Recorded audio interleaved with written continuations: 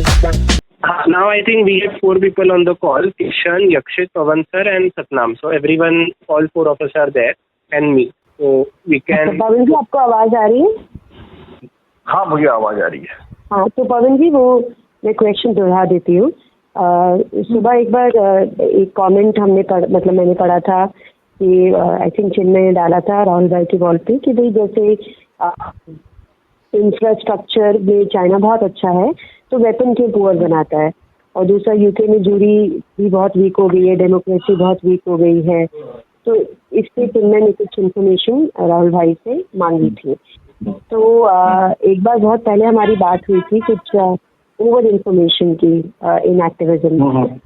तो उसी पे मतलब कैसे ये इन्फॉर्मेशन एक्टिविज्म को कहीं ना कहीं डैमेज करती है या फिर कंफ्यूज नहीं, ये डैमेज नहीं करती है, पर इसमें क्या कैच है वो मैं बताता हूँ, है ना। हाँ जी, इसमें कैच क्या है कि देखो, एक्टिविस्ट जो है, पॉलिटिक्स क्या चीज है कि कैसा सब्जेक्ट है पॉलिटिक्स कि इसमें आप पूरी दुनिया की जानकारी भी ले आओगे तो भी ये आपको होती है कम, पहली चीज, है ना। मतलब आपको सारे तरीके की जानकारी, जितनी ज्यादा जानकारी होगी उतना ज्यादा आपको फायदा है। फायदा मतलब आपकी क्रिटिकल थिंकिंग और एनालिसिस करने की शक्ति है, उसमें इजाफा होता है।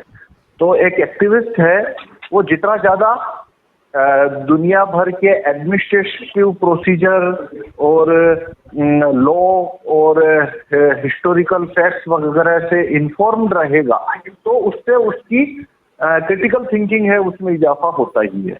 अब यहाँ पे अब एक चीज समझनी क्या है, वो ये है कि इसका एक सीरियस साइड इफेक्ट भी है, और वो साइड इफेक्ट क्या है वो मैं आपको बताता हूँ। वो है जो मैंने समझा है, वो है ओवर इंफॉर्मेशन।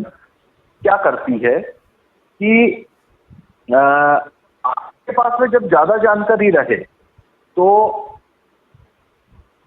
वो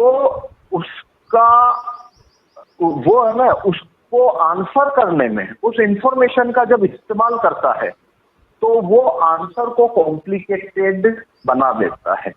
तो एक एक्टिविस्ट की अप्रोच क्या होनी चाहिए वो मैं बताता हूँ। एक्टिविस्ट की अप्रोच होनी चाहिए कि वो दुनिया भर की जानकारी साथ में उसे हर सवाल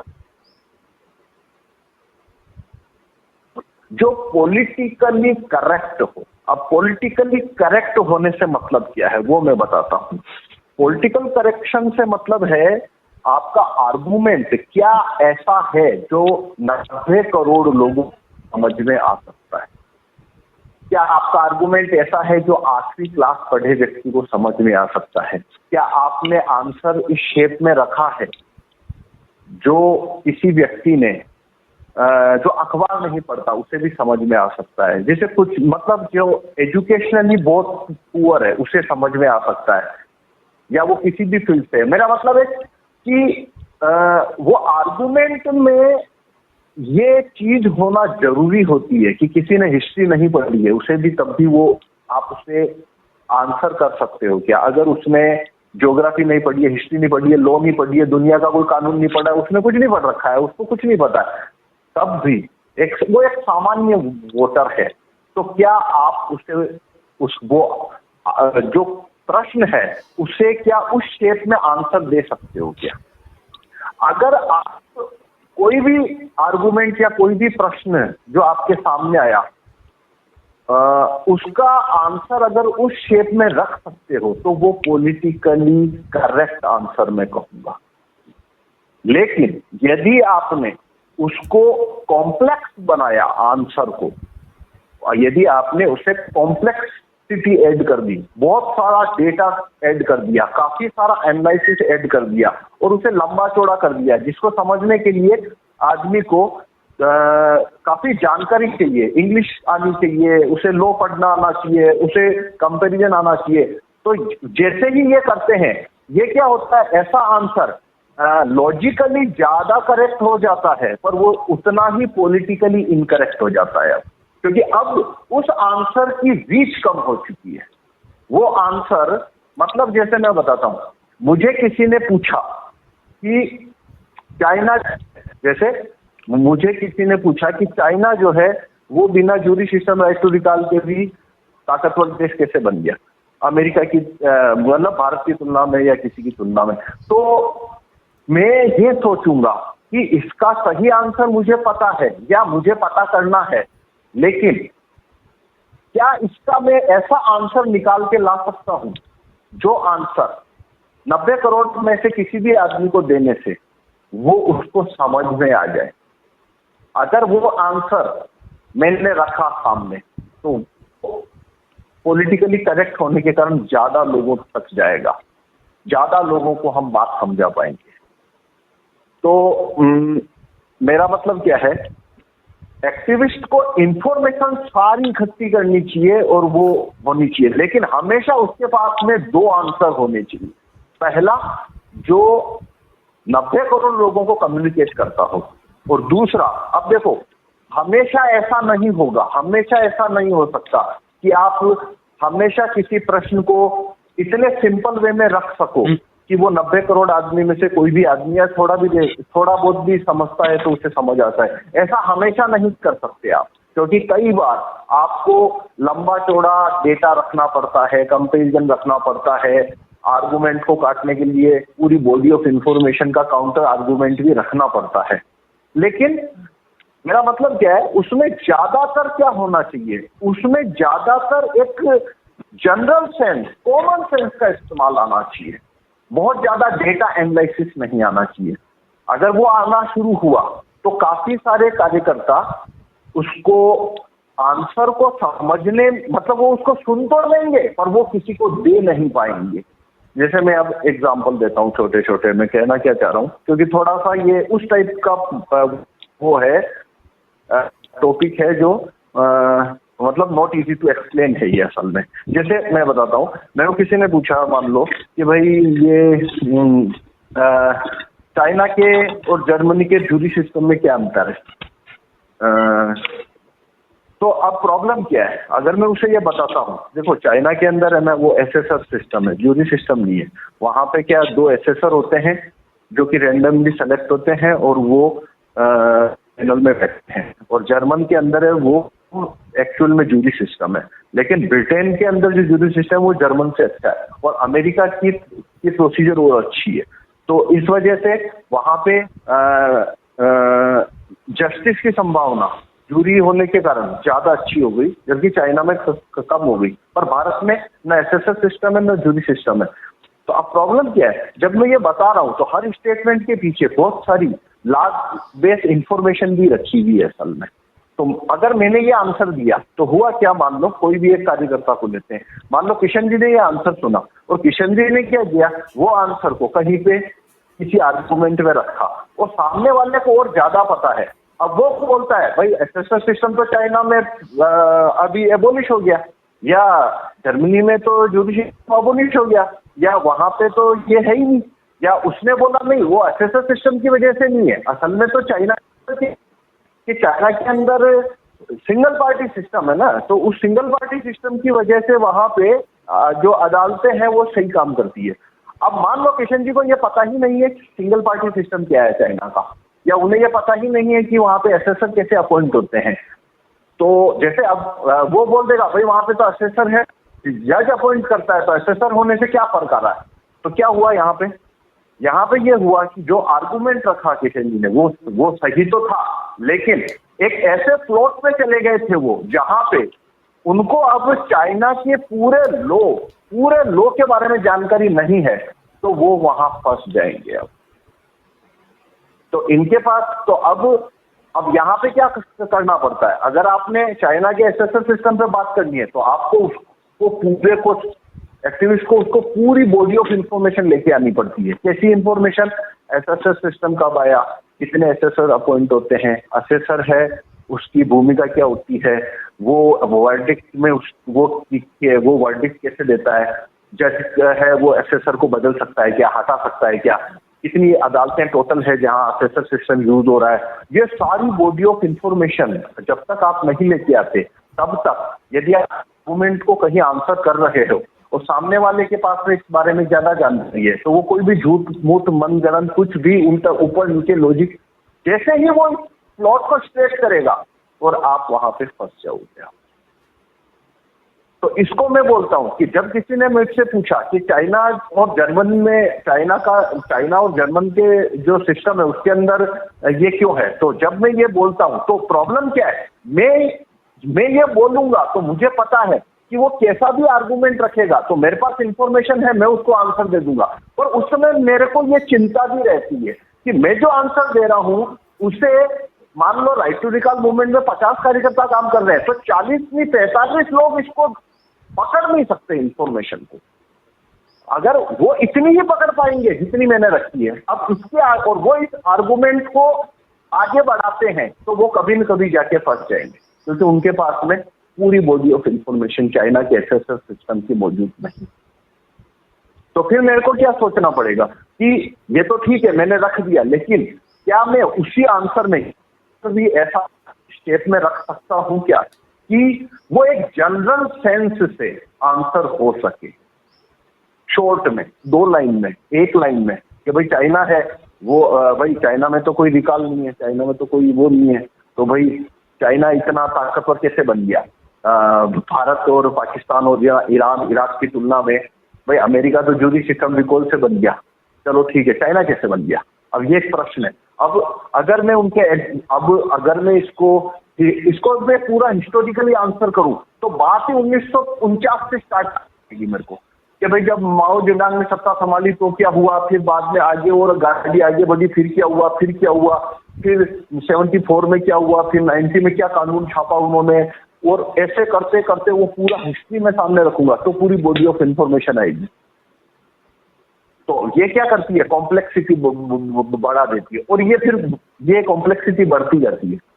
लेकिन जो ये सुन रहा है वो इसे जब सामने कहीं रखने जाएगा तो हो सकता है उसको सामने से ज्यादा एडमिनिस्ट्रेटिवली जो इंफॉर्मेशन लेके बैठा है वैसे आदमी से उसका आर्गुमेंट हो जाए, तो वो ऐसी बात बोलेगा जिसका आंसर नहीं मिलेगा, और फिर वो मतलब बात वहां पे फंस जाती है। तो मैं इससे कहता हूं मतलब पॉलिटिक्स की प्रॉब्लम, मैं इसे कहता हूं कि पॉलिटिक्स की प्रॉब्लम क्या है। पॉलिटिक्स की प्रॉब्लम है ये हेडलाइन, टाइटल और सब टाइटल पे चलती है। अखबार जो होते हैं, आज की खबर क्या है, खबर वो होती है जो टाइटल और सब टाइटल में छपती है। अंदर क्या लिखा है वो खबर में आती ही नहीं है, वो ऐसे ही है, कोई नहीं पढ़ता उसको, उसका कोई प्रभाव ही नहीं होता। टाइटल ने क्या कहा वही प्रभाव होता है, सब टाइटल ने क्या कहा वही प्रभाव होता है। पॉलिटिक्स ऐसे ही चलती है। तो पॉलिटिक्स के अंदर जो आर्गुमेंट होते हैं वो अगर पॉलिटिकली करेक्ट हैं तो उनमें मेरिट है, वरना वो नहीं रहती है। जैसे एक एग्जांपल देता हूँ, हम कहते हैं पोस्ट कार्ड लिखो, पोस्ट कार्ड के अंदर बात आती है एड्रेस में क्या लिखना है, तो मैं कहता हूँ पिन कोड नहीं लिखना है। तो भाई पिन कोड क्यों नहीं लिखना है, भाई नहीं लिखना है। तो फिर कोई कार्यकर्ता ने आके मुझे कहा भाई पिन कोड मेरे को याद है तो लिखने दो। मैंने कहा नहीं, याद है तो भी नहीं लिखना है। तो भाई अब प्रधानमंत्री का एड्रेस लिखना है, मैंने कहा एड्रेस नहीं लिखना है, नरेंद्र मोदी प्रधानमंत्री कार्यालय दिल्ली, इतना ही लिखना है। उसका पूरा एड्रेस तो 7 रेसकोर्स रोड है, तो 7 रेसकोर्स रोड नहीं लिखना है। तो भाई ऐसा क्यों नहीं लिखना है, क्योंकि ये अब पॉलिटिकली इनकरेक्ट हो चुका है एड्रेस, क्योंकि अब हम 90 करोड़ लोगों पे ये वजन रख रहे हैं कि वो पिन कोड ढूंढ के लाएंगे। वो पिन कोड कहाँ से लाएंगे, गूगल करके। कितने लोगों को गूगल करना आता है, और उसके पास वो अगर गांव में और कस्बे में रहता है तो उसको वो पिन कोड कहाँ से लाएगा, तो वो किसी को पूछ लेगा। वो जिसको पूछेगा अगर उसने गलत पिन कोड बताया तो, और दिल्ली में कितने पिन कोड है, 20 पिन कोड है, वो कौन सा पिन कोड वहां पे डालेगा हमें क्या पता है। तो फिर उसको पॉलिटिकली करेक्ट रखना पड़ेगा, तो एड्रेस को इतना सिंपल रखना पड़ेगा आपको कि आपके सामने वाला एक बार पढ़े और उसको कोई कंफ्यूजन नहीं रहे और उसको समझ आ जाए कि एड्रेस क्या लिखना है। तो नरेंद्र मोदी प्रधानमंत्री कार्यालय दिल्ली, यही एड्रेस है। अगर आपको महाराष्ट्र के मुख्यमंत्री को लिखना है तो वापिस वही रहेगा, मुख्यमंत्री कार्यालय 2, मुख्यमंत्री कार्यालय मुंबई, बस हो गया, यही एड्रेस है। तो जैसे ये बात हुई। फिर पोस्ट कार्ड में ज्यादा क्यों नहीं लिखना है, फिर वापस वही वाली फाइट आती है कि भारत में 80% लोगों को आप एक A4 साइज का कागज दो और उसे कहो कि पीएम को चिट्ठी लिखनी है, एक पेज लिख के दिखा, वो एक पेज कभी लिख ही नहीं पाएगा। 80% लोग अगर प्रधानमंत्री या मुख्यमंत्री को लिखना हो तो एक पेज पूरा नहीं कर सकते, क्योंकि उन्होंने अपने पूरे जीवन में स्कूल छोड़ने के बाद एक पेज कभी लिखा ही नहीं आता, कभी भी नहीं लिखा, पर भी नहीं लिखा। उन्होंने लिखा है एक पैराग्राफ से ज्यादा लिखा ही नहीं, उन्होंने 3-4 ही लिखी है। बोल वो सकते हैं 4 घंटे, लिख नहीं सकते एक पेज की। तो पोस्ट कार्ड लिखने के लिए हम क्या बोलते हैं, भाई आपकी मांग के वाक्य के अलावा कुछ लिखना ही नहीं है। अब पोस्ट कार्ड के पीछे वाला हिस्सा खाली रहता है, उसमें कुछ लिख दे, नहीं लिखना है, क्योंकि अगर आप लिखोगे तो ये इंप्रेशन जाता है कि इसमें लिखना चाहिए। जो नहीं लिख सकता वो सोचेगा कि वो इससे फिर कतराना शुरू करेगा। तो ऐसे ही करके बहुत सारे प्रश्न पॉलिटिक्स के अंदर हम जिस तरीके की मूवमेंट चला रहे हैं, लॉ ड्राफ्ट बेस्ड हमारी मूवमेंट है, इसके अंदर इतना सारा पॉलिटिकल इंफॉर्मेशन, जो हिस्टोरिकल इंफॉर्मेशन भारत का ही नहीं पूरी दुनिया भर का इसमें इस्तेमाल होता है कि हम जितना भी जानते जाएंगे उतना कम है।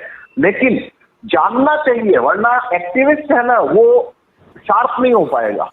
एक्टिविस्ट को जानना चाहिए ये सब अगर वो नहीं जानेगा तो उसकी अंडरस्टैंडिंग इंप्रूव नहीं होगी। लेकिन साथ में ये हमेशा ध्यान रखना है कि जब आपको आंसर देने का समय, जब आपको आंसर करना हो तो आंसर करने में आपको ये देखना है कि इसे आप क्या इस शेप में आंसर को दे सकते हो क्या, कि ये जनरल सेंस से आंसर दिया जा सके।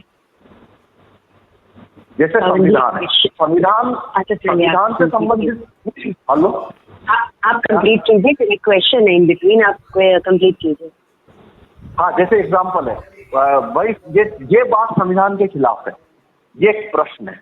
तो देखो, अभी तक हम इसका एक पॉलिटिकली इनकरेक्ट आंसर देते आए थे, और वो आंसर क्या था कि भाई ये पॉलिटिकली इनकरेक्ट आंसर है और हम देते आ रहे हैं, 20 साल हो गए हमको, कि भाई ये आदमी आके बोलता है राइट टू रिकॉल संविधान के खिलाफ है, और हम उसको बोलते हैं नहीं है।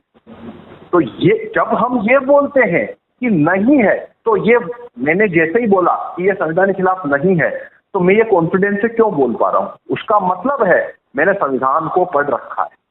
तो एक वजन क्या डाल दिया मैंने सारे कार्यकर्ताओं पे कि तुम ऐसा कि भाई मैंने आंसर दिया नहीं है संविधान के खिलाफ, तो सामने वाला जो कार्यकर्ता उसने सुना, अब वो क्या करेगा, उसको जब कोई पूछेगा ये संविधान के खिलाफ है तो वो भी क्या बोलेगा, नहीं है। और अगर अब उसने पूछ लिया तुमने संविधान पढ़ा है क्या, वो फंस गया, क्योंकि उसने संविधान नहीं पढ़ा है। और सबसे बड़ी बात, मैं ये कह भी नहीं सकता कि संविधान पढ़ो, क्योंकि इतनी वो ऐसी किताब है जिसको पढ़ने से कुछ नहीं मिल सकता आदमी को, कुछ मतलब कुछ नहीं है वो उसमें से। उसको पढ़ के आपको आंसर देने की जरूरत पड़ी, उसका मतलब हुआ आपको 100 करोड़ लोगों को संविधान पढ़ाना पड़ेगा। तो अगर ये जरूरत होती तो सरकार ने सिलेबस में शामिल नहीं किया होता क्या इसको, तो उसका क्या आंसर होना चाहिए। तो एक पॉलिटिकली करेक्ट आंसर है जो अब हमारे पास है कि भाई ये कानून तो संविधान के खिलाफ है। तो हम पूछते भाई आप क्या सुप्रीम कोर्ट के जज हो क्या, तो नहीं, तो आपको क्या पता है संविधान के खिलाफ है। वो सुप्रीम कोर्ट के जज के सामने जाने दो कानून, तब वो बता देगा, क्योंकि संविधान के खिलाफ है या नहीं है वो तो प्रधानमंत्री तक को नहीं पता होता है। तो तुम कहां से आ गए भाई। अब ये है जनरल सेंस वाला आंसर। ये आंसर कैसा है, इसको देने के लिए आदमी को संविधान पढ़ने की जरूरत नहीं है और उसको संवैधानिक बहस करने की भी जरूरत नहीं पड़ी। उसने एक लाइन में बोल दिया भाई तू सुप्रीम कोर्ट का जज है क्या, नहीं, तो तू कैसे बता रहा है संविधान के खिलाफ है नहीं है। अभी मोदी ने कानून बनाया कोलिजियम कैंसिल करने का, सुप्रीम कोर्ट के जज ने फाड़ के फेंक दिया, बोल दिया संविधान के खिलाफ है, तो हो गया संविधान के खिलाफ। तो संविधान के खिलाफ क्या होता है, जो सुप्रीम कोर्ट का जज बोलता है। मुझे क्या पता है संविधान के खिलाफ है या नहीं है, और तेरे को क्या पता, हम क्या सुप्रीम कोर्ट के जज है क्या।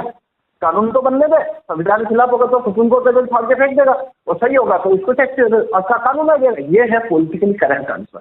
अब ये आंसर सूझने में 20 साल लग गए अपने, लेकिन ये एफिशिएंट आंसर। ऐसे सारे प्रकार के कठिन प्रश्नों के ऐसे आंसर अगर आते हैं, मतलब हमें ऐसे आंसर मालूम होते हैं या हम ये आंसर रखते हैं, तो मूवमेंट की स्पीड कई गुना तेज हो जाएगी। हाँ, मेरी बात खत्म होती है। हाँ सपना, क्या प्रश्न। हाँ, तो मान लीजिए दोस्त, जैसे आज ये कमेंट आया कि भाई यूके की ज्यूरी वीक है और चाइना का वेपन क्यों वीक है, तो वो तो खैर एक क्यूरियोसिटी, अंडरस्टैंडिंग, इंफॉर्मेशन बढ़ाने के लिए था।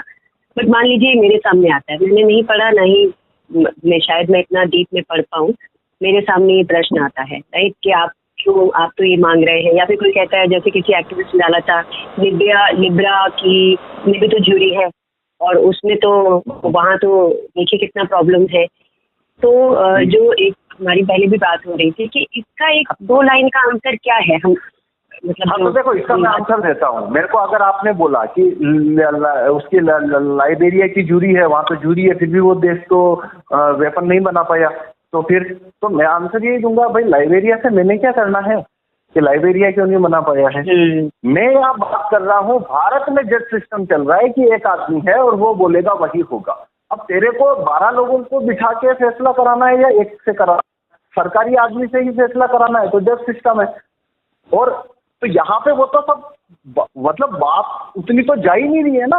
यहाँ तो ये है, अदालत में जो तेरी जमीन का झगड़ा है, तेरी जमीन विधायक ने कब्जे में ले ली या तेरे से 10 गुना ज्यादा ताकतवर आदमी तेरी जमीन पे कब्जा कर लिया, अब तो रिपोर्ट लिखाने गया है और तेरा मुकदमा दर्ज हो गया है, तो तू किससे फैसला कराना चाहता है? सोसाइटी के 15 लोगों से या जज जो बैठा है उससे? वो जज के सामने 2 लाख फेंक देगा, तेरी 2 करोड़ की जमीन दे उसको दे देगा, तो तेरे को किससे फैसला कराना है? तो ये लाइबेरिया और यूके की जूरी को पढ़े बिना ये आंसर 100 में से 100 करोड़ को समझ में आता है ना भाई, ये उनको समझ में आता है कि भाई पंचायत 5 लोगों की क्यों बनाई गई, हमारे पुरखों ने 5 लोगों की क्यों बनाई थी? एक ही पंच बना देते कि ये पंच है यही फैसला देगा, पर उन्होंने 5 क्यों? वो असल में क्या है, वो जूरी तो थी, तो 5 लोग बैठ के फैसला क्यों करेंगे, एक ही रख लो। पर वो जज सिस्टम में नहीं मानते थे, वो जूरी के बारे में जानते नहीं थे, तो उन्होंने अपनी पंचायत बनाई कि भाई 5 लोग मिल के फैसला करो ताकि पार्शलिटी कम से कम हो। पर वो पंचायत पूरा एक चैप्टर अलग हो गया कि पंच फिक्स होते थे, वो हर मुकदमे में चेंज कभी नहीं होते थे, वो प्रॉब्लम था पंचायत का, इसलिए उसने कोई स्ट्रेंथ नहीं दी, क्योंकि गाँव में जो नामचीन लोग होते थे वो पंच बन जाते थे और वो जीतते थे, तब तक वही पंच रहते थे। तो चलो वो बात नहीं, लेकिन अब मैंने इसको जो आंसर दिया ये है सिंपल फेज का आंसर। ये आंसर क्या करता है, ये नए कार्यकर्ता, लेस इन्फॉर्म्ड कार्यकर्ता की स्पीड बढ़ाता है, उसमें हौसला डालता है, या हौसला नहीं बोलना चाहिए, उसमें कॉन्फिडेंस डालता है कि वो ये कानून को कहीं पे भी टेबल कर सकता है, कितने भी बड़े आदमी के सामने रख सकता है। भाई जैसे एग्जाम्पल है, मान लो आपके सामने एक IAS पढ़ गया और वो बोल रहा है भाई तुम ये क्या अमेरिका की बात कर रहे हो, तुम्हें पता भी है अमेरिका में जूरी सिस्टम कैसे काम करता है, मैं IAS हूँ, मैं अमेरिका, मेरे बच्चे दोनों अमेरिका पढ़ते हैं, मेरे को पता है ना वहाँ की कैसा जूरी सिस्टम है, तू अमेरिका की जूरी सिस्टम की वकालत कर रहे हो। तो जो कार्यकर्ता है वो उसको फेस नहीं कर सकता, क्योंकि वो आर्गूमेंट ऑफ ऑथोरिटी का इस्तेमाल कर रहा है। तो उसका आंसर क्या होना चाहिए, उसका आंसर ऐसा होना चाहिए जिसमें आर्गूमेंट ऑफ ऑथोरिटी का प्लॉट छिन्न भिन्न हो जाए। तो आर्गूमेंट क्या है, जैसे आप देखो अमेरिका में कौन सा कानून है, यूके में कौन सा कानून है, वो तो आप बड़े लोग हो, आप जानते हो। मैं तो इतना जानता हूँ, यहाँ पे एक आदमी बैठ के 30 साल तक जजमेंट देता है, उसमें पक्षपात ज्यादा होता है। तो 12 लोगों का, नागरिकों का समूह होना चाहिए और वो इसको फैसला करना चाहिए। तो अब ये बात को हर आदमी समझ सकता है ना, वो उसको काट नहीं पाएगा।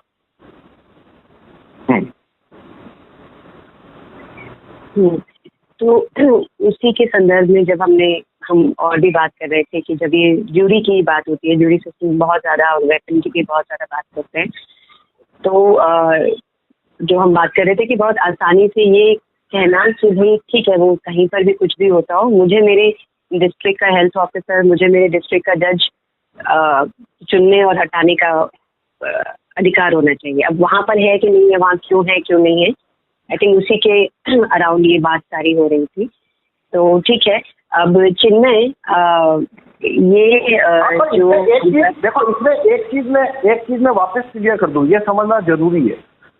यहाँ पे मेरा आशय ये नहीं है कि एक्टिविस्ट को ये सब पता नहीं होना चाहिए, हाँ, उसे इससे डिस्कस करना चाहिए, क्योंकि वो पता कहाँ से पड़ेगा, दूसरे कार्यकर्ताओं से डिस्कसिंग से ही मालूम पड़ता है। तो उसे मालूम पड़ना चाहिए, डिस्कशन उसे करना चाहिए, पढ़ना चाहिए, दुनिया भर में कौन से व्यवस्था चल रही है उसको समझना चाहिए, अंडरस्टैंडिंग वो रखनी चाहिए। लेकिन ध्यान क्या रखना है, उसको ध्यान ये रखना है कि जब वो किसी पब्लिक मीटिंग में, कोई वीडियो बनाने में, कोई कहीं पे जब वो आर्गूमेंट कर रहा हो, तो उसका आर्गूमेंट सिंपल रखना है,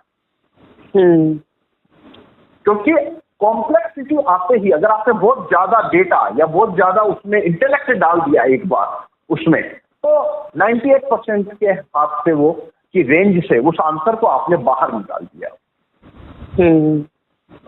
और बहुत इसमें एक चीज और होती है, जैसे आप मेरा आर्टिकल पढ़ोगे तो उसके अंदर मैं ऐसा करता हूँ हमेशा, मैं क्या करूंगा, जैसे कोई भी प्रश्न है कोरा पे मैंने लिखा है या फेसबुक पे लिखा है, तो क्या है जो प्रश्न है ना उसका पहले मैं एक पैराग्राफ में सिंपल आंसर लिखूंगा, 3-4 लाइनों में ही लिखूंगा उसको मैं, और फिर उससे लिखूंगा मूल उत्तर इतना ही है और लाइन शेयर देता हूँ, और फिर मैं शुरू करता हूँ कि अब मैं इसमें इसको एक्सप्लेन कर रहा हूँ, और चाहे तो आप उसको भी पढ़ सकते हैं, और फिर मैं पूरी बॉडी ऑफ इंफॉर्मेशन लिखूंगा, वो 20 पेज में चली जाएगी, लेकिन मैंने ऊपर पहले उसको सिंपल वे में लिखा है जिसको पढ़ने मात्र से आदमी के बात समझ आ जाएगी, उसको जानने की जरूरत नहीं है दुनिया भर के वो उसके बारे में।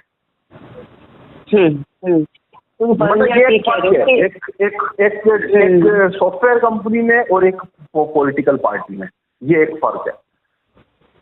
यहाँ एफिशिएंसी आती कहाँ से है, पॉलिटिक्स में एफिशिएंसी कहाँ से आती है? पॉलिटिक्स में एफिशिएंसी आती है आपकी लाइन ऑफ आर्गुमेंट, आपके आंसर वो कितने लोग समझ सकते हैं, यहाँ उसी से आएगी। हाँ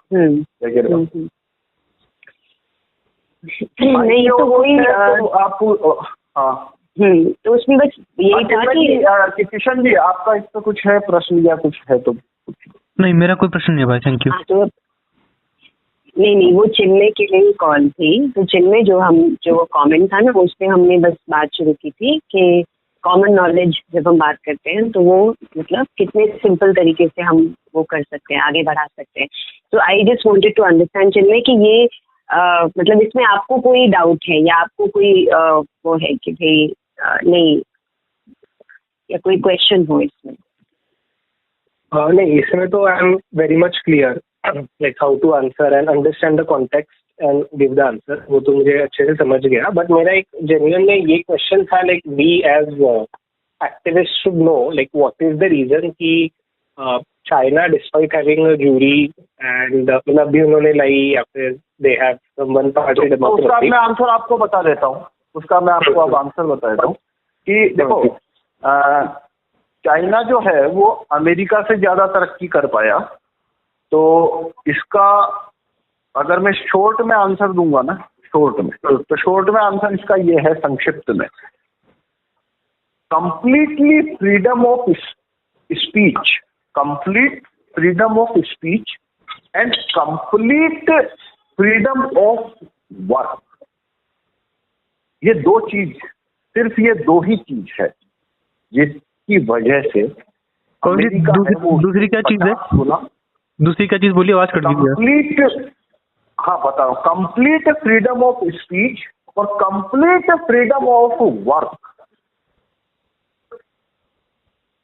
कंप्लीट फ्रीडम ऑफ स्पीच और कंप्लीट फ्रीडम ऑफ वर्क, ये दो चीजें हैं। अमेरिका और चाइना में सारा अंतर ये दो बिंदुओं के अंदर है असल में।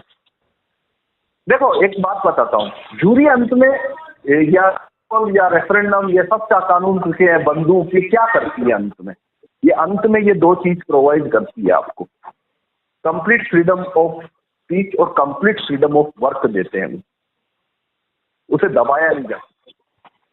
तो हुआ क्या, चाइना में इसका अभाव है, तो अमेरिका ने तरक्की करी वेपन में और दूसरी सब ने, वो अमेरिका सरकार ने करी है या वहां के लोगों ने करी है? वो तरक्की वहां के लोगों ने करी है।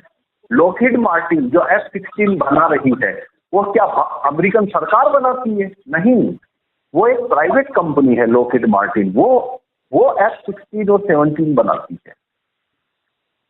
एलॉन मस्क है ना, वो सरकार के लिए काम नहीं करता है, उसकी कंपनी है खुद की, जो कि टेस्ला और ये स्पेस एक्स और ये सब बनाती है। बिल गेट्स है, चाहे बोइंग है, चाहे GE है, ये सब प्राइवेट लोगों ने खड़ी करी है, उसमें अमेरिका सरकार ने कुछ नहीं किया। पर प्राइवेट लोग खड़ा क्यों कर पाएंगे? क्योंकि कंप्लीट 100% फ्रीडम ऑफ स्पीच और 100% फ्रीडम ऑफ वर्क है लेवल फील्ड के ऊपर, ये इंपॉर्टेंट है, लेवल फील्ड लेवल। हमें चाइना में जितना भी विकास है वो सरकार ने किया है, सरकारी मशीनरी और सरकारी इंफ्रास्ट्रक्चर। सरकार ने मतलब वहां पे वेपन मैन्युफैक्चरिंग से लेकर टेक्नोलॉजिकल इन्वेंशन में मुख्य प्लेयर जो है सरकार है, गवर्नमेंट है, प्राइवेट लोगों ने नहीं किया। और अमेरिका में प्राइवेट लोगों ने किया। तो ये मैं एग्जांपल बताता हूँ इससे क्या अंतर आता है। मैं बताता हूँ क्या अंतर आता है कि सरकार कचौरी बनाने का प्रोजेक्ट लेती है, एक डिपार्टमेंट बनाती है बढ़िया कचौरी बनाने का, तो बढ़िया कचौरी बनानी है, और बढ़िया कचौरी बनाने का विभाग बनाती है, मंत्रालय बनाती है, स्टाफ बिठाती है, खूब सारे हलवाइयों को लाके बढ़िया से बढ़िया कचौरियां बनाने की प्रैक्टिस करते हैं और बढ़िया कचौरी बनाते हैं। ये एक तरीका है। और एक तरीका एक और है, सरकार बोलती है भारत में किसी को भी कचौरी बनानी हो तो वो बना सकता है, बस बना के बेचो। तो जब हर आदमी कचौरी बनाना शुरू करेगा, उन 100 में से कुछ 2-3 बहुत अच्छी अपने आप बना के ले आएंगे, फिर उन 2-3 के कंपटीशन में नए आएंगे, फिर उसके में आएंगे, 5-7 साल बाद आपको बहुत अच्छी अच्छी कचौरियां वहां पे अपने आप ही बाजार में मिलने लग जाएगी। सरकार वैसी नहीं बना पाएगी। तो अमेरिका ने क्या किया, उसने अपने पूरी सोसाइटी के 40 करोड़ लोगों को बोला कि तुम लोग प्लेन बना सकते हो तो बना के दिखाओ, बनाओ प्लेन, जो करना है करो, टैंक बनाओ, ये बनाओ, वो बनाओ। चाइना ने बोला नहीं, हम बनाएंगे। तो उसने इसमें सरकारी मशीनरी का इस्तेमाल किया। रशिया ने भी यही किया, चाइना ने भी यही किया।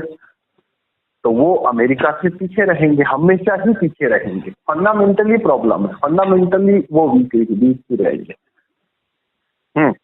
जी मेरा एक क्वेश्चन है इससे रिलेटेड। इसमें फर्दर एक्सप्लेनेशन चाहिए या इसमें प्रश्न है तो आप? इसमें एक ही प्रश्न है कि फिर फ्रांस एंड यूके जो पिछड़े हुए कंट्रीज है, मतलब वहाँ पे तो इतना strong recall jury election procedure नहीं है, तो why they are making more progress? And ये मतलब यूएस और यूके का गठबंधन कब हुआ? मतलब हम लोग पे तो अंग्रेजों का राज था, तब like when this UK and US lead collaborate together. हाँ, तो पहली बात तो देखो, फ्रांस है ना, तो फ्रांस और ब्रिटेन, वहां पे तो क्या है, जूरी सिस्टम अमेरिका से भी पहले से आया हुआ है। वहां पे वेपन मैन्युफैक्चरिंग का जो सिविल बेस बनता है वो ब्रिटेन अमेरिका से मतलब 400 साल पहले बना चुके थे, वो 500 साल पहले बना चुके थे। तो जैसे वहां पे इसकी सिविल इकोनॉमी, सिविल इंफ्रास्ट्रक्चर, वो स्ट्रक्चर 700-800 साल पहले खड़ा हो चुका था। फ्रांसीसी जब दुनिया की सेकंड बेस्ट तोपें और बंदूकें बना रहे थे जिस समय फ्रांसीसी, उस समय अमेरिका को पता भी नहीं था कि क्या है, कुछ नहीं। उनको ये सब मैन्युफैक्चरिंग और ये सब के अंदर वो इतने एडवांस नहीं हो पाए थे। तो अमेरिका जो है वो उसने बाद में भागना शुरू किया। लेकिन अब वो क्वेश्चन है कि फिर भी ये टिके हुए क्यों? बाद में इनके यहाँ पे ये सिस्टम, जूरी सिस्टम और ये वीक होते गए, पर बावजूद इसके वो जो 800 साल से इकोनॉमी खड़ी हो चुकी है, जो इंफ्रास्ट्रक्चर खड़ा हो चुका है, वो रातों रात खत्म नहीं होता। उसको टूटने और ढहने में भी दशकों लगते हैं। मतलब उसको दशकों के दशकों लगेंगे उस इंफ्रास्ट्रक्चर को वीक से वीक होने में। तो उस वजह से, लेकिन अब ये वो वीक हो रहा है, वो किस वजह से वो हो रहा है? वहां पे एडमिनिस्ट्रेटिव प्रोसीजर ब्रिटेन में, फ्रांस में वीक हो रहे हैं। और एडमिनिस्ट्रेटिव प्रोसीजर जब वीक होते हैं तो बाय द टाइम उसमें एफिशिएंसी होती जाती है। तो अगले 25 साल में वो और कम से कम होती जाएगी और अमेरिका की ताकत बढ़ती जाएगी। तो पवन जी इसका मतलब ये है कि आपका यूके और यूएस का गठजोड़ कब हुआ? यही था ना? हाँ जी। अब हाँ, तो देखो ये इसको गठजोड़ नहीं कहेंगे, मैं कहूंगा ये शिफ्ट चेंज था। शिफ्ट चेंज कैसे था? द्वितीय विश्व युद्ध की वजह से ब्रिटेन बहुत कमजोर हो गया था, काफी कमजोर हो गया। उस समय चलती थी पौंड के ऊपर और सबसे बड़ी सल्तनत ब्रिटेन के पास थी, लेकिन द्वितीय विश्व युद्ध ने उसे पूरी तरह से कमजोर करके तोड़ दिया था और उसे पूरी दुनिया से अपने उपनिवेश छोड़ने पड़े, खाली करने पड़े। 1947 से 1952 के बीच में लगभग 20 देश उसने छोड़े हैं। भारत अकेला आजाद होने वाला नहीं था, उसने 20 मुल्कों को आजाद किया था, क्योंकि ब्रिटेन के पास उतनी सेना संसाधन थे ही नहीं कि वो 25 मुल्कों के ऊपर अब कंट्रोल रख पाए।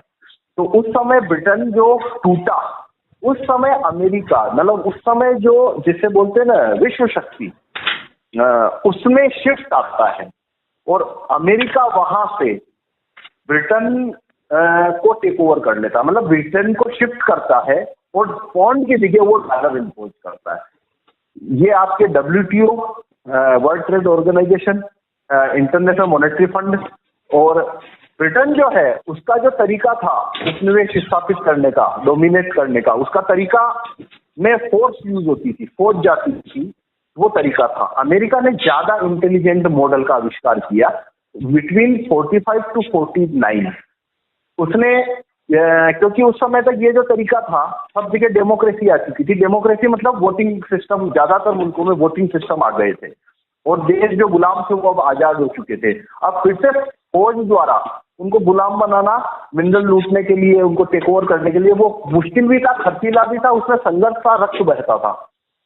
तो अमेरिका ने दूसरा मॉडल निकाला जो ज्यादा इंटेलिजेंट है, और वो इतना इंटेलिजेंट है कि वो आज 75 साल बाद में भी वो उसी गति से सक्सेसफुली काम कर रहा है। और वो मॉडल का हिस्सा है, उसने 1950 में इंटरनेशनल मॉनेटरी फंड की स्थापना करी, WTO की स्थापना करी, IMF, WTO और वर्ल्ड बैंक, ये तीनों संस्थाएं खड़ी करी।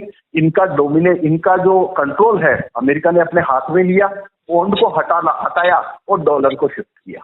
यहां से विश्व शक्ति ब्रिटेन हटती है और अमेरिका विश्व शक्ति के रूप में दुनिया के अंदर स्थापित होता है। और उस मॉडल से वो बाकी सारे दुनिया को आज उसने जो टेक ओवर किया है वो इसी मॉडल से किया है। WTO, IMF के माध्यम से घुसेगा, उसकी कंपनियां वहां पे डोमिनेट करेगी, माइनिंग राइट ले लेगी, मीडिया को कंट्रोल में ले लेगी और नेताओं की सबकी चोटियां वो पकड़ लेगा। जो उसको WTO, IMF के थ्रू नहीं घुसने देगा वो उसके ऊपर सेना भेजेगा। जैसे इराक हुआ, माली हुआ, लीबिया हुआ, शाम हुआ, यहाँ सब जगह वो सेना भेज देता है। अफगानिस्तान हुआ, तो वहां, तो ये उसका मॉडल है। तो ये शिफ्ट आया, लेकिन ब्रिटेन भी बहुत ताकतवर मुल्क था, तो अमेरिका ने उससे लड़ने सैन्य गठबंधन बना लिया के रूप में, और रशिया से लड़ने के लिए ये तीनों एलिएट, फ्रांस, ब्रिटेन और अमेरिका, और इन्होंने अपना गठबंधन बना लिया और वो अभी तक ये गठबंधन चल रहा है। पर बाय द टाइम आप देखोगे 1950 इसके ऊपर जो ब्रिटेन का हिस्सा था, स्टेक था, फ्रांस का जो था, लेकिन अब धीरे धीरे उसके अंदर भी अमेरिका की शक्ति मतलब बढ़ती जा रही है और आने वाले 25-30 साल में अमेरिका की शक्ति उस गठबंधन में और ज्यादा मजबूत होती जाएगी। हाँ पवन जी, मेरा क्वेश्चन है एक। हाँ बोलो। जैसे आपने बोला कि चाइना में कंप्लीट फ्रीडम ऑफ स्पीच और कंप्लीट फ्रीडम ऑफ वर्क नहीं है, तो क्या चाइना सिर्फ पहले वाले को छोड़ के दूसरा वाला सिस्टम इम्प्लीमेंट नहीं कर सकता जिसमें उसको कंप्लीट फ्रीडम ऑफ वर्क कर सकता था वो? उसके लिए रूलिंग क्लास को देखो, यहाँ पे पहले तो कंप्लीट फ्रीडम ऑफ वर्क से मेरा मतलब लेवल फील्ड होता है ना। अच्छा, लेवल फील्ड। अच्छा, लेवल फील्ड। हाँ, लेवल फील्ड से मतलब है ताकतवर आदमी को एडवांटेज नहीं मिले। जैसे भारत में अडानी है, टाटा है, उसको 1 रुपए में माइनिंग राइट दे दिए, तो माइनिंग का लेवल फील्ड खत्म। राइट। हमारे भीलवाड़ा में जिंदल को 32 रुपए में खान दे रखी है, 10 साल से खोद रहा है, और हम जाएंगे या कोई दूसरा माइनर जाएगा, उसको 300 रुपए में मिलती है, उसको 32 रुपए में, इसको 300 रुपए में, और उसको 1 रुपए में। तो इसको बोलते हैं लेवल फील्ड नहीं है ना। तो यहाँ पे हाँ, अब आपका प्रश्न, तो देखो इसमें क्या होता है, प्रॉब्लम यहीं से शुरू होती है कि अगर आपको कंप्लीट फ्रीडम ऑफ स्पीच देनी हो या कंप्लीट फ्रीडम ऑफ वर्क देना हो, तो उसका तरीका यही है, आपको मतलब रूलिंग क्लास को अपनी शक्ति में कटौती करके शक्ति सिटीजन को देनी पड़ती है।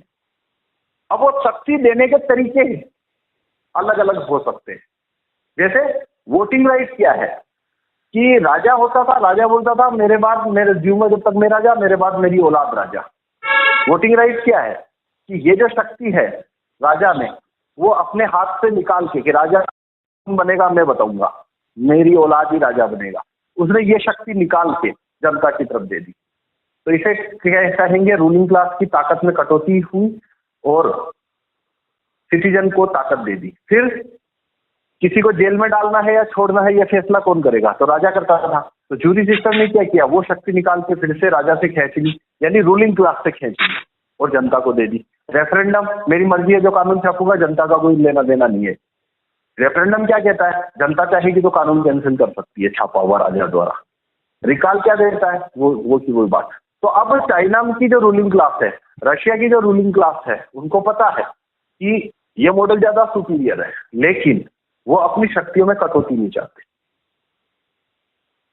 तो ऐसे तो उनको सब्जुगेट होना पड़ेगा अमेरिका के हाथों।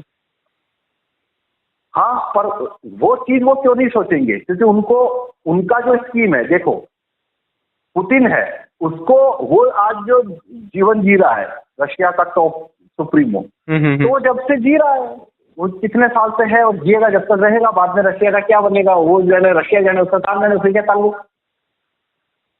शी जिनपिंग है, वो जिएगा जब तक वो चाइना रूल करेगा। बाद में 25 साल बाद चाइना को अमेरिका खत्म कर देगा। हाँ तो कर देना, मेरे क्या फर्क पड़ रहा है, मैं तो मर चुका हूँ, मेरे को क्या है, या मैं उड़ के दूसरी टापू में जाके रहने लग जाऊंगा, मेरे को क्या फर्क पड़ता है। तो सारी दुनिया नेता होते हैं वो ऐसे ही होते हैं। कुछ नेता ऐसे आते हैं जो लोग, जो मतलब नेता तो कभी भी नहीं आएगा, वो तो गलतफहमी रखनी नहीं चाहिए जीवन में। मतलब एक्टिविस्ट मूवमेंट ही ऐसे कानून लाती है अंत में, नेता तो कभी कोई ऐसा आने वाला नहीं है, वो तो सपना कभी देखना ही नहीं चाहिए। तो वो बस अपने फायदे की चीज सोचते हैं, ताकत नहीं देना चाहते। अच्छा, एंड पवन जी, एक आर्ग्यूमेंट मुझे बहुत आता है कि अमेरिका को 17वीं सेंचुरी में आज़ादी मिली, तो उनकी 200 ईयर ओल्ड डेमोक्रेसी है। हम लोग को भी 70 साल ही हुए हैं, तो we will also become Vishwaguru in next 20-25 years, is just a matter of time. तो इसको हम लोग पॉलिटिकली करेक्ट आंसर कैसे दें? पवन जी, इसमें मैं एक चीज और ऐड करना चाहता हूँ, बहुत इससे रिलेटेड ही है। एक सेकंड ना, और एक चीज और इसके साथ क्वेश्चन। अभी ऐड मत करो ना, मैं इसको आंसर कर दूं फिर ऐड करो। ठीक ठीक ठीक, है ना, वो उसको अलग से दे दूंगा आंसर। जी जी। तो देखो, ये जो आपने पूछा है कि अमेरिका है, उसकी डेमोक्रेसी को आज हो गए 200 ईयर ऑलमोस्ट, 1774 यानी 250 साल, है ना।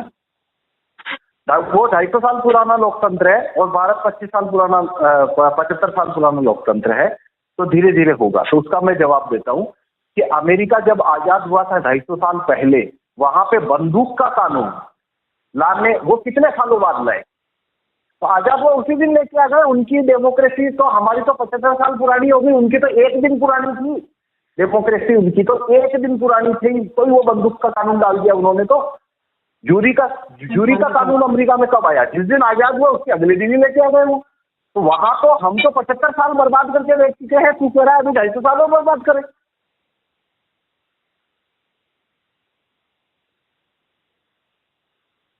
आप समझ गए बात में? जी हाँ, समझ गए। वो क्या है, क्वेश्चन में फेलेसी है।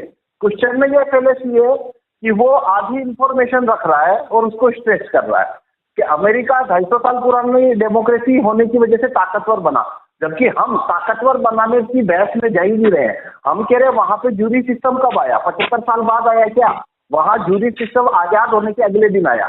तो भारत में तो 75 साल निकल गए ना, हम तो लेट मांग रहे हैं भाई। वहां बंदूक का कानून और रिकॉल कब आया? वो देश मुल्क आजाद हुआ उसके अगले दिन आया।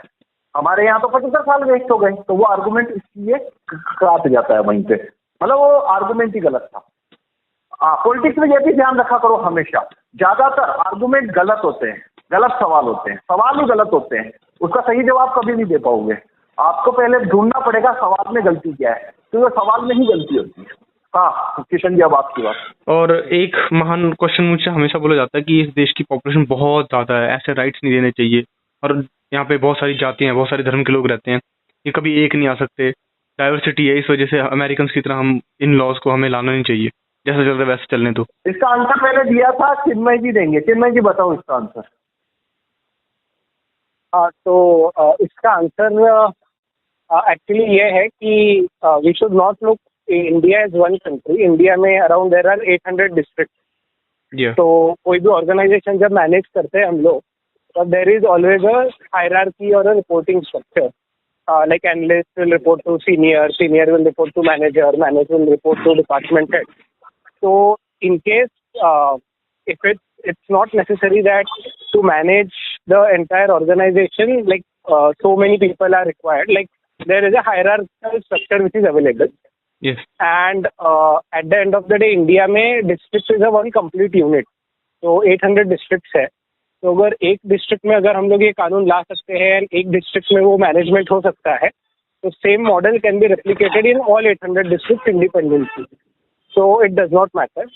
प्लस यूएस का जो पॉपुलेशन है इट इज 40 करोड़ के आसपास है, तो that is also sizable population, it's not that it's a small population, 40 crore is also very big population.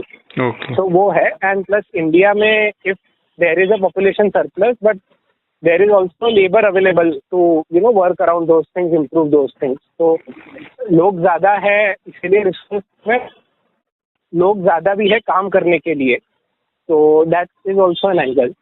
तो फिर लाइक ये 3-4 पॉइंट्स रख के हम लोग उनको बता सकते हैं कि its population is not the challenge.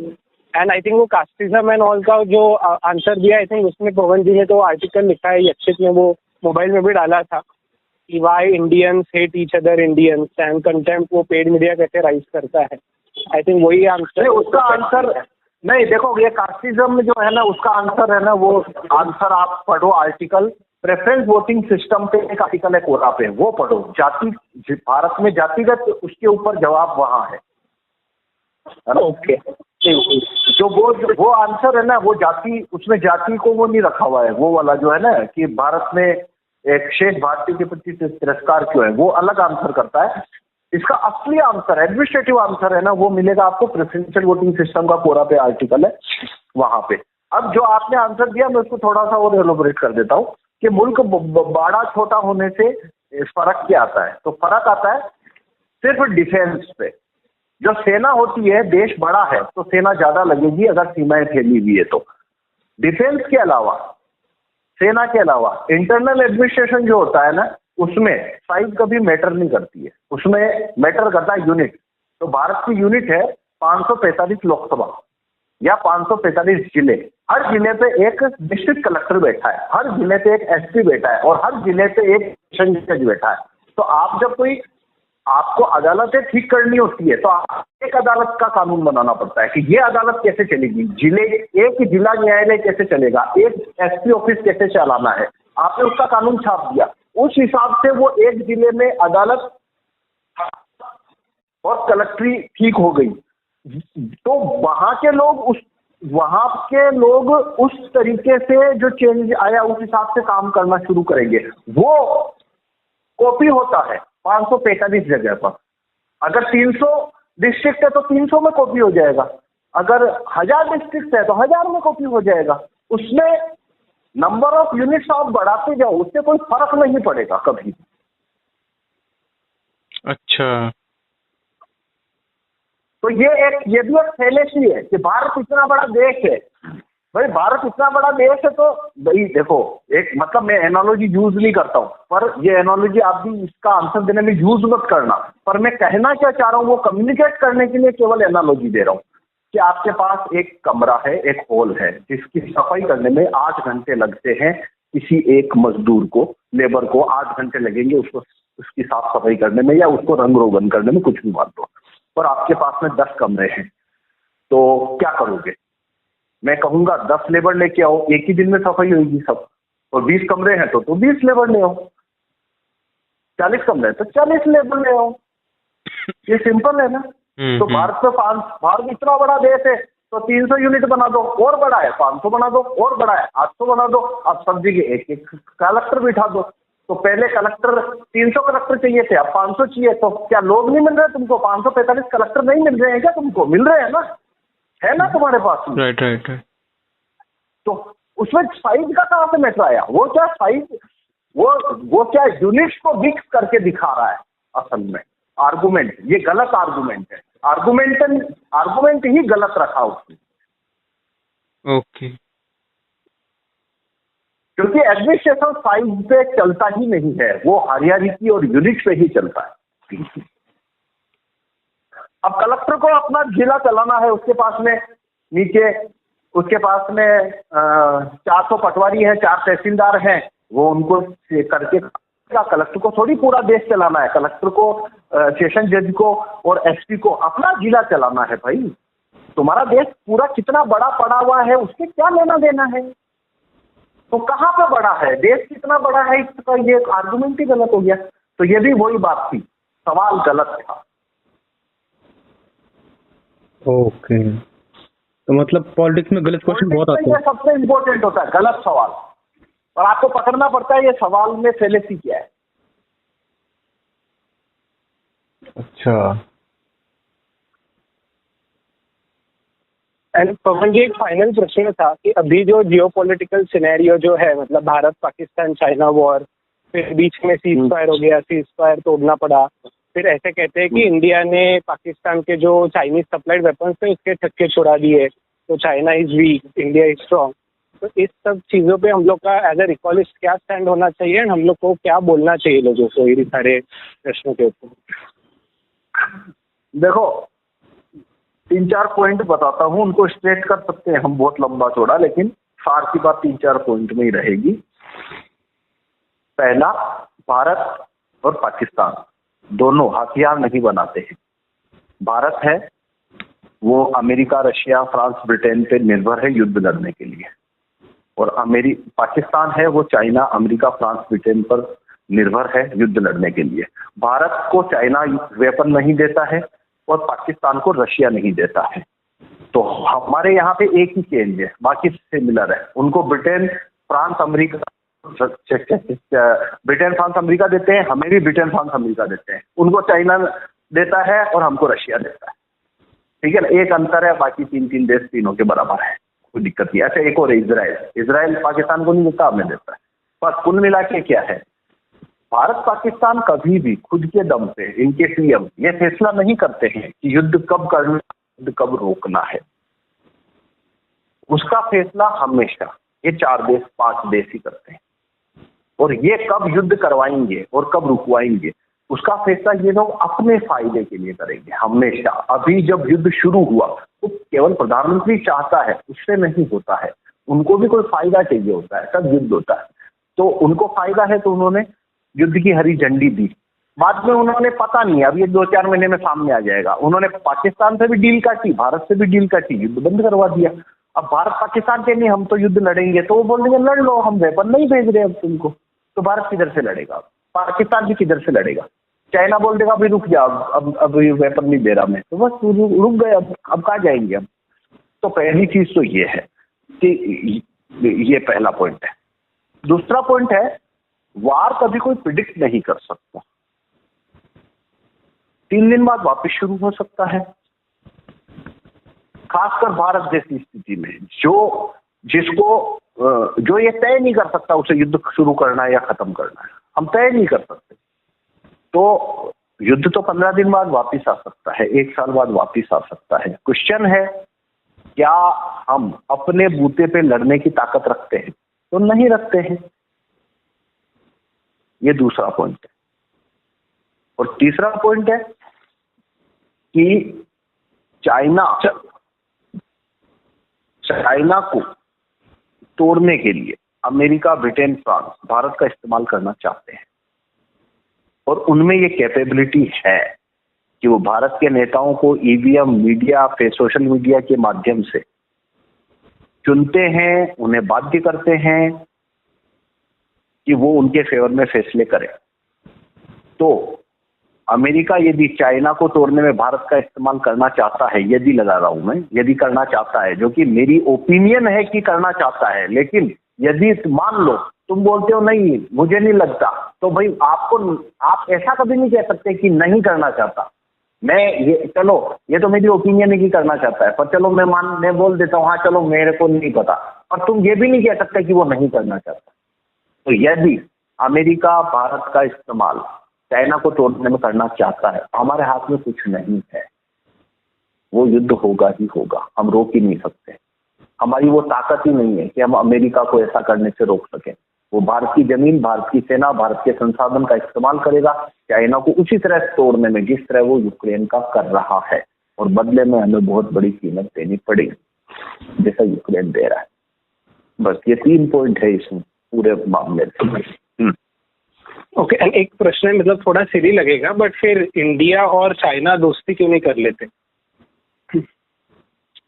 क्योंकि अमेरिका का भारत पे इतना प्रभाव है अब कि वो टाइम निकल गया। उसका टाइम था, मतलब 1990, 1985, 1980, 1975, 78, 80, 1975 से 1990, ये जो 15 साल है दौरान पे, वो समय था जब ये अलायंस बन जाता। और अगर ये अलायंस बन जाता तो अमेरिका पूरा बर्बाद हो जाता, क्योंकि अमेरिका, ब्रिटेन, फ्रांस के हाथ से पूरा एशिया निकल गया। अमेरिका की ग्रिप से भारत निकला। मतलब असली अलायंस कौन सा बनता है? असली अलायंस बनता है रशिया, चाइना, भारत, पाकिस्तान। ये अलायंस इतना ताकतवर है कि अमेरिका को फिर अब घुसने की जगह एशिया उसके हाथ से निकल जाता है फिर। तो लेकिन आज हालत क्या है? हमारा पड़ोसी पाकिस्तान, हमारा पड़ोसी चाइना और हमारा अलायंस अमेरिका। तो असल में कॉमन सेंस वाले को ये समझ आ जाता है कि भाई हम, वो वाजपेयी ने कहा था ना, बड़ी अच्छी बात कही थी उसने, मुझे नहीं पता उसने पहले कहीं सुनी थी या खुद से निकाल के गई थी। बात सिंपल है पर है बहुत बात काम की, कि हम मित्र बदल सकते हैं, पड़ोसी नहीं बदल सकते। तो जब पड़ोसी बदल नहीं सकते हैं तो आपको तय करना है कि आपको घर में दुश्मन चाहिए या दोस्त, क्योंकि वो तो आपका पड़ोसी। घर तो है नहीं, खाली करके चला जाऊंगा, देश है, इसको खाली करके कहाँ जाएंगे? तो पाकिस्तान तो पड़ोस में रहता है हमारे, तो हमारे पड़ोस में इधर चाइना रहता है इधर, और हमारे इन दोनों से दुश्मनी। तो ये एक अव्यवहारिक अलायंस है और ये खुद से नहीं है। इसके पीछे अमेरिका ने सालों काम किया है कि भारत और पाकिस्तान के बीच में एक स्वाभाविक विरोध, प्रतिरोध बना के रखा जाए।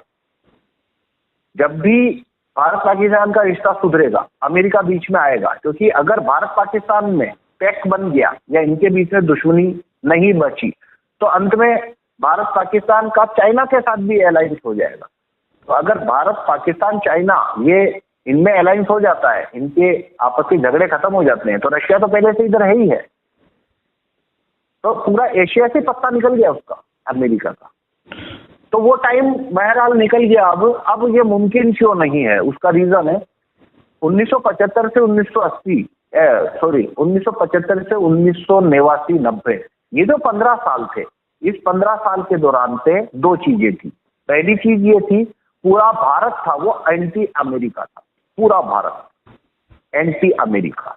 वो अमेरिका को दुश्मन की तरह देखते थे, उतने ही दुश्मन की तरह देखते थे जितना वो आज पाकिस्तान को दुश्मन की तरह देखते, उससे कम नहीं देखते थे। हर एक व्यक्ति को पता था अमेरिका है वो कमीना देश है, हमारा दुश्मन देश है।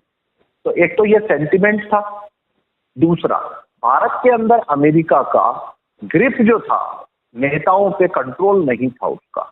उस समय जो नेता थे वो जमीन से आते थे, खुद के नेटवर्क से आते थे, उनके पास में असली लीडरशिप नहीं कहेंगे तो चलो, असली रिप्रेजेंटेशन होता था उनके पास में। ताकतवर लोग थे वो, ताकतवर नेता थे। एक विधायक भी इतना ताकतवर होता था जितना आज का कैबिनेट मिनिस्टर ताकतवर नहीं होता है। जैसे आज का कोई भी कैबिनेट मिनिस्टर का नाम लो आप, कोई भी कैबिनेट मिनिस्टर, ये स्मृति ईरानी है या वो रविशंकर है, तो रविशंकर को आप कहो कि भाई तू पूरे भारत में कहीं पे भी रैली करके बीजेपी के नेटवर्क का इस्तेमाल नहीं करेगा तो तेने 500 लोगों की सभा करके दिखा, तो उसको पूरे भारत में 500 लोग नहीं जानते हैं। 500 लोग नहीं ला सकता वो, उसके हैसियत में ही नहीं है 500 लोग। वो रक्षा मंत्री है, वो उनकी जाने के कारण से कलेक्टर को आना पड़ेगा, तहसीलदार को आना पड़ेगा, प्रोटोकॉल को लेके आना पड़ेगा। पर रविशंकर को कहा कि तू जाएगा जयपुर अकेला और तेरे सोर्सेस से तू फोन कर, कौन आएगा तू जान, वो एक भी आदमी को नहीं जानता, किसी को, मतलब 50 लोग नहीं है उसके पास, वो मंत्री है।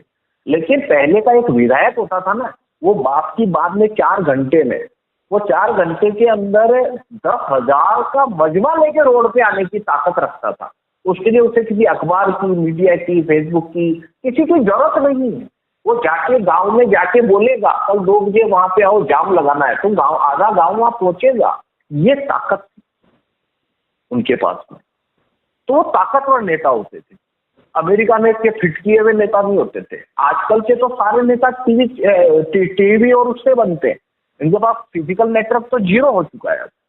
तो ऐसे नेताओं को कंट्रोल करना मुश्किल नहीं है। जैसे आज हम किसी भी बात, भाई ये मुलायम सिंह यादव है, चाहे लालू प्रसाद यादव है, चाहे ये कांशीराम था और बाल ठाकरे हुए, और ये लोग आप इनका करियर देखोगे ना, इन्होंने जो भी किया, इनके एजेंडे कैसे भी तो कुछ भी थे, लेकिन इनके पास में स्ट्रेंथ थी, असल में रिप्रेजेंटेशन था इनके पास में।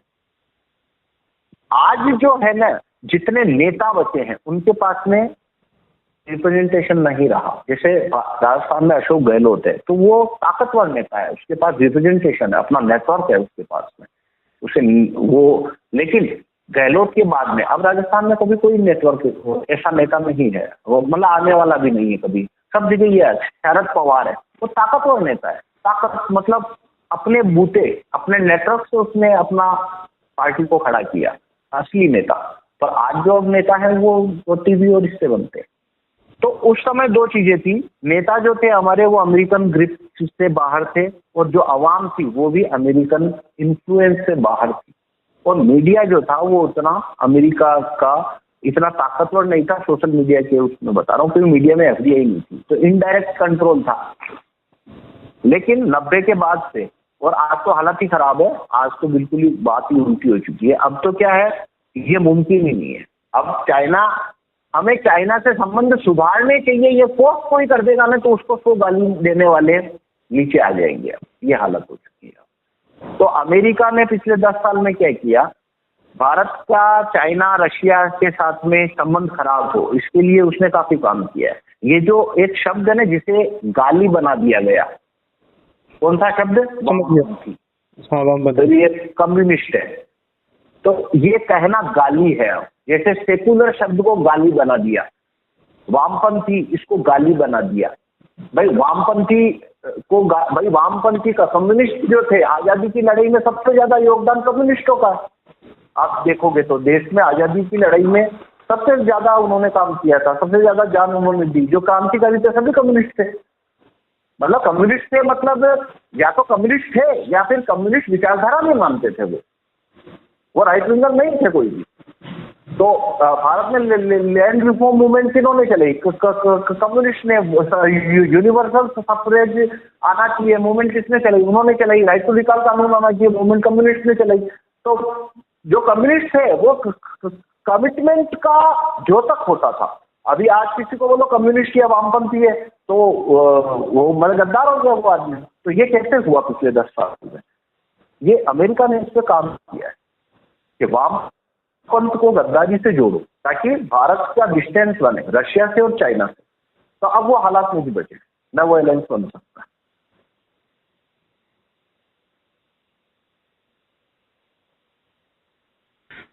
पवन जी, इनके हम ये था मुझे इस, हाँ जिनमें पहले आप पूछ लो, कोई नहीं। हाँ सॉरी, सो ये चाइना पाकिस्तान की मदद क्यों कर रहा है, आई थिंक उसका रीजन वही है कि चाइना नोज कि US is trying to use India Pakistan to break them. तो इसी कारण से चाइना पाकिस्तान की मदद कर रहा है, या उन दोनों में कुछ अंडरस्टैंडिंग है, या फिर कुछ मतलब पाकिस्तान से देखो इसमें चाइना की मजबूरी है। चाइना को जिंदा रहने के लिए पाकिस्तान की जरूरत है। उसका सीपेक है वो पाकिस्तान पे डिपेंड करता है, और चाइना पूरा सीपेक पे डिपेंड करता है, और सीपेक है वो पाकिस्तान में से गुजरता है। हाँ सॉरी, इसके बारे में एक दो लाइन डिटेल्स बता सकते हो, ये फैक्ट क्या है? नहीं, इसका आंसर आपको आंसर पढ़ना पड़ेगा इसका महत्व समझने के लिए। वो एक आंसर है कोरा के ऊपर, सीपेक का आएगा आपको, भारत और पाकिस्तान के बीच में युद्ध हो तो क्या होगा। इसमें सीपेक का ने पूरा वो बताया है। असल में इस पूरे वार की चाबी है वो सीपेक। आदमी कह रहे हैं ना भारत का पाकिस्तान से युद्ध हो रहा है, तो असल में प्रॉब्लम क्या है मैं बताता हूँ। प्रॉब्लम यह है, भारत का पाकिस्तान से जो युद्ध होगा उसमें एक मिसाइल सीपेक पे जाके गिरी, सीपेक पाकिस्तान में है, पर जैसे ही मिसाइल सीपेक पे गिरी खत्म, चाइना से युद्ध शुरू हो गया हमारा। पाकिस्तान बात ही खत्म है, पाकिस्तान हट चुका है, अब सामने चाइना खड़ा है आपके। एक मिसाइल सीपेक पे गिरी तो। दूसरा, अमेरिका जब भी इस टाइप से युद्ध होगा, अमेरिका जरूर चाबी चढ़ाएगा कि भारत को पीओके में घुसा देगा सीपेक तक। एक बार सेना भारत की सीपेक पे पहुंच गई या फिर सीपेक खतरे में आ गया, अब चाइना को युद्ध में आना पड़ेगा, कोई रास्ता नहीं है बचने का चाइना के पास। तो ये पूरा भारत चाइना का जो वार शुरू होगा वो सीपेक की वजह से शुरू होने वाला है। अंत में वो सीपेक से ही शुरू होगा। जब भी वार शुरू होता है मैं यही देखता हूँ कि सीपेक, भारत की सेना कहीं सीपेक तक नहीं पहुंच जाए। सीपेक से एक बार चली गई और भारत चाइना का वार शुरू हो जाएगा। क्या है उसके, हाँ, जो सीपेक है उसके लिए मैं कोरा का एक आर्टिकल में भेज दूंगा, वो पढ़ना। उसमें पूरा मैंने सीपेक का वो बताया हुआ है कि भारत चाइना का युद्ध होगा ना, वो अंत में वो युद्ध का ट्रिगर पॉइंट क्या है, वो एक ही रहेगा हमेशा, सीपेक, और कोई ट्रिगर पॉइंट नहीं रहेगा। मतलब दो इतनी बड़ी न्यूक्लियर पावर को लड़वाने की वजह चाहिए, तो अमेरिका कर क्या रहा है? अमेरिका को ये पता है कि चाइना का सीपेक जो कि उसकी लाइफ लाइन है, उसकी लाइफ लाइन नहीं बोलना चाहिए, उसकी बिजनेस लाइन है, वो बिजनेस पूरा खड़ा है, वो चाइना का उस पे खड़ा है, सीपेक पे। तो सीपेक अमेरिका को पता है चाइना की बिजनेस लाइन है सीपेक, और सीपेक ऑल द पाकिस्तान में से गुजरता है, पूरा सीपेक पाकिस्तान में से निकल के जाता है। तो अमेरिका जानता है कि अगर भारत पाकिस्तान में युद्ध हुआ तो भारत की सेना को हम अगर पाकिस्तान में घुसा दें तो सामने सीपेक आ जाएगा। जैसे ही सीपेक आएगा और चाइना को युद्ध में आना पड़ेगा, और इस तरह भारत पाकिस्तान के वार को वो भारत चाइना के वार में बदल देगा। सीपेक बिना भारत चाइना को आपस में लड़वाया नहीं जा सकता, क्योंकि वजह चाहिए कि किस बात पे लड़ रहे हो, बैठ के बात कर लो, और सीपेक पे तो बात नहीं हो सकती ना। तो वो मैं आर्टिकल भेज दूंगा, उसमें पूरा एक आखिरी प्रश्न था, सॉरी, कि बहुत लोग बोलते हैं कि अभी पाकिस्तान न्यूक्लियर स्टेट हो गया है, इंदिरा गांधी के टाइम उनके पास न्यूक्लियर शक्ति नहीं थी, तो इसीलिए अभी हम लोग उनसे निगोशिएट नहीं कर सकते, बिकॉज वो ये लोगों का देश है एंड वो न्यूक्लियर बम डाल देंगे। तो इस पे हम लोग कैसे काउंटर करें? नहीं, तो इसमें आर्गुमेंट क्या है? ये तो आप जो बता रहे हो, अब आर्गुमेंट क्या है इसमें? आर्ग्यूमेंट ऐसा है कि अभी की सिचुएशन डिफिकल्ट है एंड वो न्यूक्लियर वेपन कभी भी डाल सकता है, इसीलिए हम लोग को मतलब वी कैन नॉट कैप्चर यार देखो, नहीं, देखो वो आर्गुमेंट ही बहुत ऊपर से आ रहा है, उतना जाने की जरूरत ही नहीं है। पहली बात तो ये है, वो न्यूक्लियर स्टेट नहीं है तो भी क्या पाकिस्तान से लड़के हिंदुस्तान जीत सकता है क्या? जीतने से यहाँ मतलब है जीत में यहाँ पे उससे कहता हूँ कि अंत में लाभ हुआ क्या, फायदा क्या मिला, या लाभ आया क्या आपके हाथ में? तो क्या भारत पाकिस्तान से, वो चलो न्यूक्लियर स्टेट नहीं है तो भी अगर वो उससे लड़ेगा तो अंत में मतलब लाभ ले सकता है। मैं कहूंगा लाभ आप पाकिस्तान से नहीं ले सकते, उसको न्यूक्लियर स्टेट नहीं है फिर भी नहीं ले सकते। उसका रीजन आपका डैमेजिंग पॉइंट ही रहेगा। उसका रीजन उसका क्या करोगे?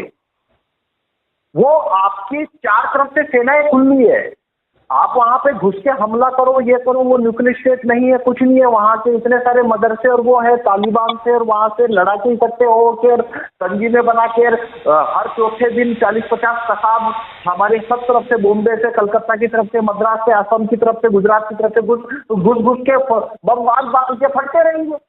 कैसे डील करोगे?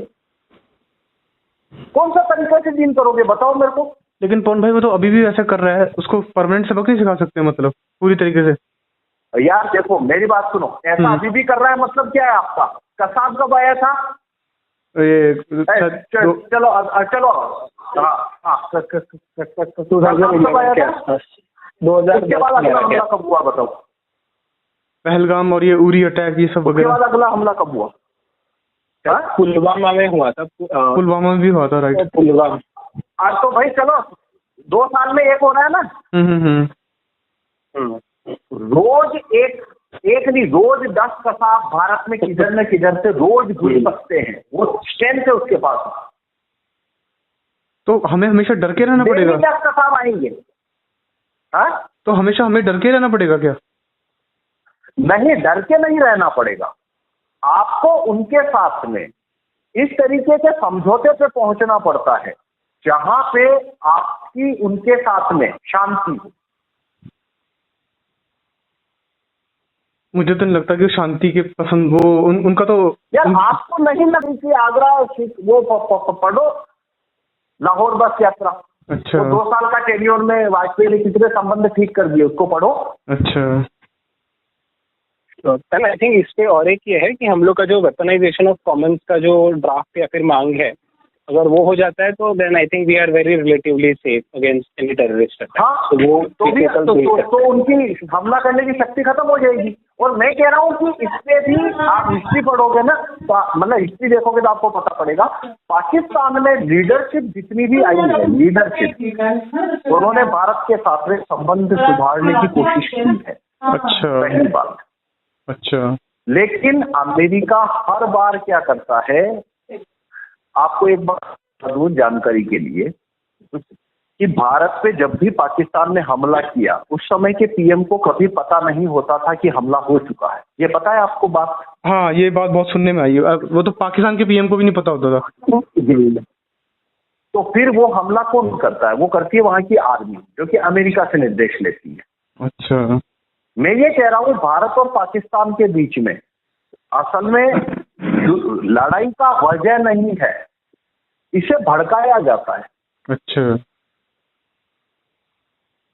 इसके ऊपर समझौता कई बार उस स्टेज तक बात गई और एक लंबी अवधि तक पीस रही है। 5-5 साल 7-7 साल कोई हमला नहीं, पीस रही है। तो ऐसा नहीं है कि ये पीस आप अचीव नहीं कर सकते, आप अचीव कर सकते हो, पहला। और दूसरा, weaponisation of common is the only solution. तो अपने आप ही पाकिस्तान से डैमेज करने की ताकत खत्म हो गई। ओके, तो दैट इज द सॉल्यूशन। वार करके आप पाकिस्तान का क्या 24 करोड़ का मुल्क है यार, बिना न्यूक्लियर स्टेट के ही वो 24 करोड़ का देश है। वहां पे इतनी जिहादी तंजीमें हैं, एक्सट्रीमिस्ट हैं, वो इतने राइट पे हैं। कहाँ जाएंगे? बम बांध के आना शुरू कर देंगे। अब उसको डील कैसे करोगे? राइट। तो weaponisation of the common is the only solution, एक साइड। और दूसरी साइड हमें देखो, हम असल में देखोगे ना आप, तो भारत और पाकिस्तान के बीच में लड़ाई की वजह है ही नहीं है असल में। अच्छा, खड़ा किया गया। अच्छा, मतलब 2 चीजों से डील करना होता है, एक सरकार से और एक आतंकवादी समूहों से जो सरकार के कंट्रोल में नहीं है। अगर आप सरकार के साथ में समझौता कर लेते हो तो आतंकवादी संगठन जो है वो तो अपना काम करेंगे, तो उसका इलाज है वेपनाइजेशन ऑफ कॉमन। तो उनकी ताकत वहां से तोड़ दी और सरकार के साथ में आपने अच्छी रिलेशनशिप बना दी। अब इससे क्या होता है मैं बताता हूँ, देखो प्रैक्टिकल चीज बताता हूँ कि अगर संबंध अच्छे होते हैं तो व्यापार बढ़ता है, कारोबार बढ़ता है, समृद्धि आती है। तो उससे क्या होता है, सोसाइटी का सपोर्ट आतंकवादियों को मिलना बंद हो जाता है। और आतंकवादी आते कहाँ से हैं? सोसाइटी में से ही तो आते हैं ना। तो बोलते हैं मैं भारत की तरफ नहीं जाना है, दूसरी तरफ जा सकते हैं। अच्छा, मतलब क्यों नहीं जाना है? एक तो इधर से नुकसान है और दूसरा वहां लोगों के पास बंदूकें हैं। तो ये दोनों डायरेक्शन में काम करके पाकिस्तान है उसको दबाया जा सकता है, या मैं कहूँगा मैनेज किया जा सकता है। सरकार के साथ आप बैठ के बातचीत करके मैनेज कर लो, और आतंकवादी संगठनों का इंतजाम करने के लिए आप वेपनाइजेशन ऑफ सीमावर्ती इलाकों में वेपन दे दो, तो बस हो गया काम। लड़ने में फायदा नहीं निकलेगा। अच्छा, कल को हम ये कानून ले आते हैं तो हम इनके साथ अलायंस बना सकते हैं, मतलब इनको फोर्स करते हैं अलायंस के लिए, पाकिस्तान और चीन को? नहीं, जरूरत नहीं पड़ेगी। आप अगर वेपनाइजेशन कर दोगे ना तो आधा काम तो वहीं पे हो जाएगा। अच्छा,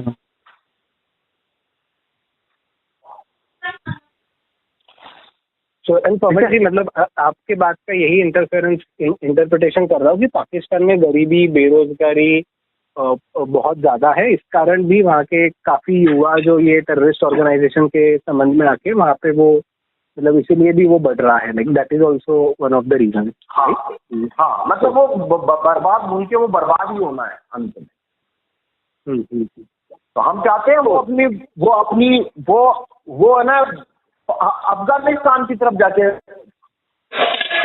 अच्छा, भारत में आके नहीं फटे उधर। तो वो अफगानिस्तान की तरफ जाएगा आपको, मतलब उनके पास फटने के लिए लोग बहुत हैं। ओके, कितने रोकोगे? हम्म। उनका कोई घाटा नहीं है, घाटा हमारा है। ठीक, मतलब एक किस्म से वियतनाम है वो हमारे लिए। मतलब देखो, हमारे 26 पर्यटकों को उन्होंने गोली मारी, हमें नहीं पता है, पर उनमें कुछ प्रोडक्टिव लोग भी होंगे हाँ सोसाइटी के लिए। बिल्कुल। हमारे प्रोडक्टिव लोग की लॉस हुई। उनके तो प्रोडक्टिविटी है ही नहीं। राइट। उनके बंदे भी मर गए तो क्या फर्क पड़ता है, सब एक ही जैसा। यस। राइट। तो ये बात है। ओके, मतलब हमारे पूरी तरीके से पैर सब फंसे हुए हैं अभी देखा जाए तो। हाँ, मतलब हमारा फायदा इसी में है कि पाकिस्तान के साथ में हम इस तरीके का संबंध बनाएं कि वो हमें डैमेज ना कर सके, और डैमेज ना कर सकेगा तो अपने आप हमारे रिश्ते उनसे ठीक होना शुरू हो जाएंगे।